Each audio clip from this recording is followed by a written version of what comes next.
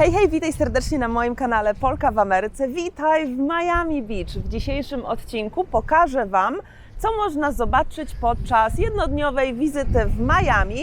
Ja właśnie idę spotkać się z turystami, bo dzisiaj mam pierwszych turystów, których oprowadzam. Także zobaczcie, co wymyśliłam na jeden dzień w tym niesamowitym, magicznym mieście. Zapraszam Was serdecznie. Polka w Ameryce. Okej, to zabieram Was w takim razie na spacer. Oczywiście nie wyciągałam kamery przy moich turystach, także te wszystkie ujęcia z tego odcinka są w moich już odcinkach na kanale. Możecie sobie do nich wrócić, jeśli któraś z dzielnic, z migawek, z którejś z dzielnic, jeśli Was bardziej zainteresuje. Linki do wszystkich odcinków będą tutaj w opisie tego odcinka. I oczywiście zaczęliśmy od Miami Beach. A dlaczego oczywiście? Dlatego, że większość turystów wybiera właśnie Miami Beach jako miejsce na swój nocleg, miejsce swojego hotelu. I prawdę mówiąc, moim zdaniem jest to duży błąd. A to z kilku względów. Przede wszystkim Miami Beach nie jest terenem naturalnym. Został on stworzony przez człowieka. Tutaj była mielizna, tutaj była woda. Więc oczywiście jest wysoka wilgoć i bardzo często te hotele w Miami Beach niestety, ale śmierdzą. Do tego jest bardzo duży tutaj przemiał tych turystów, więc też nie nadąża się często na przykład z myciem takich hoteli i mi właśnie turyści narzekali, że ich hotel był koszmarny, że klimatyzacja ledwo działała, że śmierdziało właśnie wilgocią, że było brudno, a też przy okazji ceny są bardzo wysokie tutaj w Miami Beach, bo to jest wszystko zrobione pod turystów. I na przykład woda w zwykłym markecie kosztowała $2,5. 10 zł za wodę, tak? Za małą taką buteleczkę półlitrową. Do tego, jako że tu jest największe skupisko turystów, to też jest największa ilość bezdomnych i to takich też bezdomnych na przykład pod wpływem narkotyków czy jakichś opioidów, fentanylu. Dużo jest też tutaj imprez, więc jest głośno. Jeśli wynajmujecie sobie hotel przy Ocean Drive, czyli tej głównej ulicy przy plaży, to możecie się niestety pożegnać ze snem, z miłym spędzeniem sobie cichego wieczoru przy plaży, bo wszędzie po prostu jest całą dobę praktycznie imprezka. Do tego, oprócz tego, że jest drogo, ciasno, bardzo komercyjnie i głośno i dużo bezdomnych, to jeszcze musicie też pamiętać o tym, że w restauracjach również ceny są wysokie, więc wieczorna kolacja również musicie liczyć się z tym, będzie 1,5, jak nie 2 razy droższa niż w innych miejscach w Miami. Ja bym bardziej polecała downtown Miami, czyli ścisłe centrum. I to jest dosłownie 10 minut Uberem, żeby sobie dojechać do takiego Miami Beach, a na pewno będzie czyściej, na pewno będzie ciszej, będzie trochę taniej, no i będziecie otoczeni wieżowcami, fajnymi widokami. Wszędzie też będzie blisko, tak jak z Miami Beach, z tą wygodą właśnie, że będzie trochę schludniej.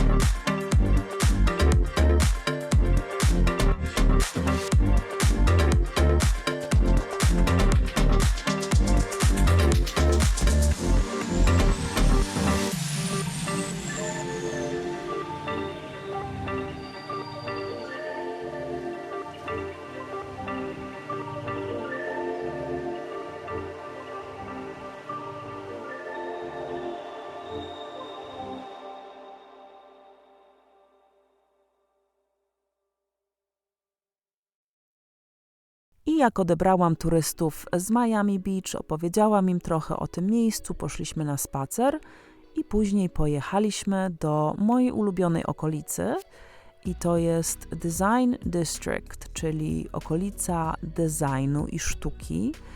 Tutaj byłam w odcinku z przewodnikiem.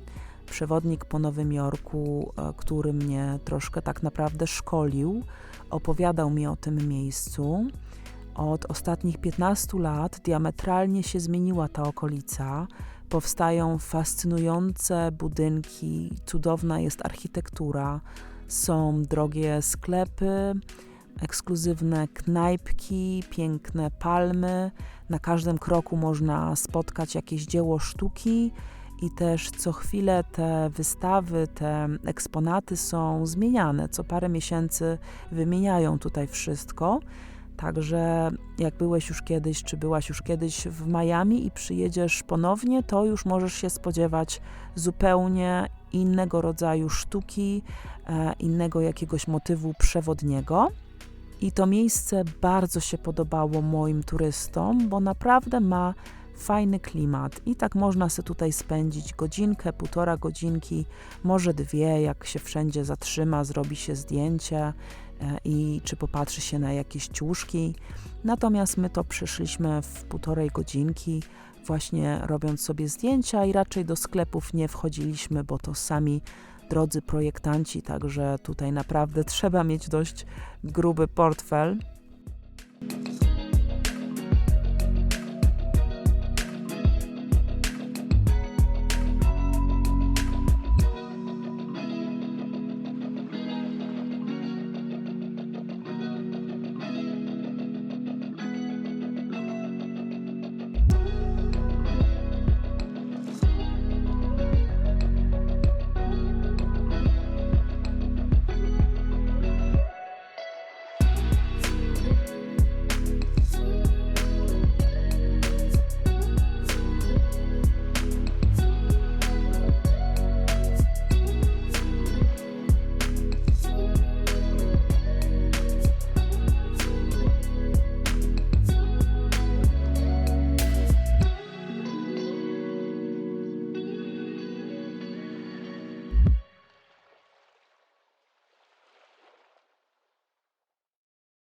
I stąd jest bardzo blisko do Wynwood, bo około 1,5 kilometra, więc można albo przejść się pieszo, albo podjechać autem. I my akurat podjechaliśmy sobie autem, zaparkowaliśmy przy ulicy, bo tutaj z kolei, tak jak w dzielnicy designu, parking publiczny jest dość tani.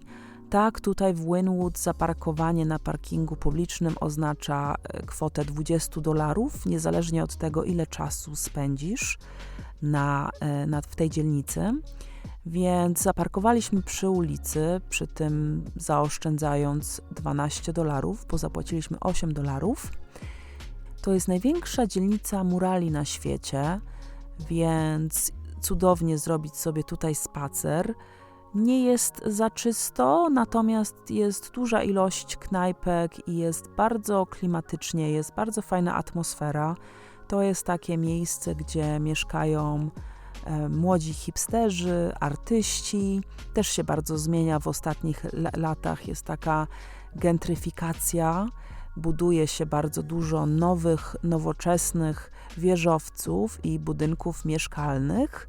I ta okolica staje się właśnie bardzo taka posh, taka popularna, modna i tu ludzie przychodzą się bawić, tu ludzie przychodzą zjeść, tu ludzie przychodzą na spacer pośród tych murali. I oczywiście najbardziej popularnym miejscem na spacer jest Wynwood Walls, za które płaci się około $12 z podatkiem i można sobie pochodzić, zobaczyć przepiękne murale profesjonalnych artystów. I ta dzielnica podobała się moim turystom najbardziej. Najwięcej też spędziliśmy tutaj czasu, bo sobie chodziliśmy między tymi muralami przez 3 godziny. Zjedliśmy też tutaj lunch. A tak jak mówię, wybór jest dość spory.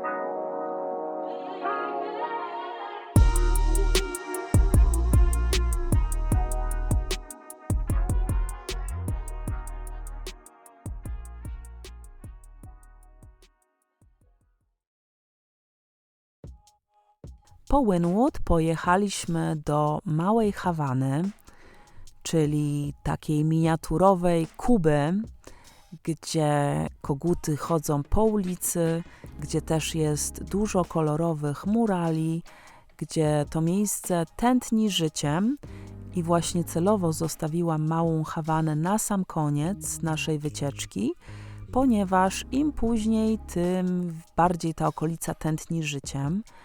I wypiliśmy sobie tutaj słynne kubańskie mojito, pochodziliśmy trochę przy Calle Ocho, czyli 8 ulicy, najsłynniejszej tutaj na Małej Hawanie, z największą ilością restauracji, sklepów, muzeów, centrów turystycznych, z wielkimi kolorowymi kogutami. Tutaj po prostu najwięcej się dzieje. I naprawdę jest bardzo fajna atmosfera. Lubię tutaj przychodzić, lubię chodzić tutaj na spacery. W piątki też są tutaj super imprezy i koncerty. Natomiast też ceny bywają dosyć wysokie, zwłaszcza w Ball and Chain. To jest najbardziej popularna knajpka, ale tam już za mojito trzeba zapłacić między $20–25 za jednego drinka. Natomiast jeśli chodzi o jedzenie i też drinka tańszego w racjonalnych cenach, tak samo jedzenie w przystępnej cenie, to polecam najbardziej Olds Havana Cuban Bar and Cocina. Bardzo też właśnie przy 8 ulicy. Bardzo piękne estetycznie miejsce i za każdym razem jak tutaj jem, to jestem zadowolona. Turyści zamówili też sobie kubańską kawę i obkupili się cygarami ręcznie robionymi tutaj na miejscu.